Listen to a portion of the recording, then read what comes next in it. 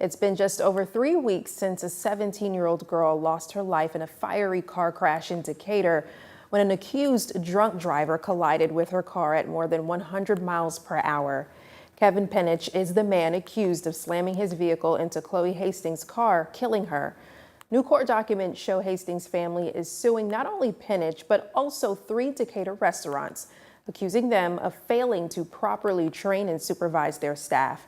Fox 54's Gabe Glassman spoke with the family's attorney about his client's hope that because of their lawsuit, this won't happen to anyone else. Kevin Penich went from one bar to the next bar and to the next.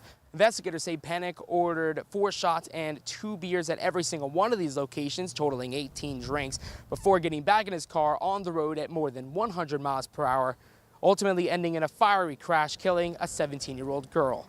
Now, the family of that girl who was killed is now naming all 3 of these restaurants and Penich in a lawsuit. I want to do whatever I can to not only help my community, but protect my community and keep this from happening in the future. Hunter Garnett represents the family of Chloe Hastings, the teenager killed in the crash. We are filing claims against anybody that contributed to the harm, the drunk driver, and all 3 establishments who served him alcohol. The lawsuit against Buffalo Wild Wings, Logan's Roadhouse, and Alfonso's Pizza accuses the restaurants of failing to properly train and supervise their staff, something the plaintiffs argue contributed to the deadly accident. The Hastings family hopes this case will bring policy changes that will better protect people on the roads. We will obtain whatever policies and procedures are in place for each establishment, and then we'll determine whether those policies were either inadequate or whether they weren't followed. Fox 54 spoke with one of the general managers for Del Chuco, a local bar not involved in the case, about the steps it takes to avoid over-serving. He explains it starts with training, teaching their staff what to look for in people who have had enough to drink. The biggest one you're going to notice is probably swaying back and forth, not being able to remember anything. They'll ask you the same thing or like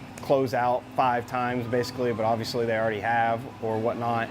And the best thing that you can do in those circumstances is call them a cab and get them to go and offer to pay for it as well. Just a little bit of dollars as opposed to someone costing their life. You can't put a price on somebody's life. If you see somebody that's intoxicated, it's your responsibility to cut them off. Otherwise, there's a good chance that you could be involved in a case like this. Moving forward, the Hastings family hopes something beneficial will come from their tragedy and that the community will remember who their daughter was and was lost that night in May. From Decatur, Gabe Glassman, Fox 54 News.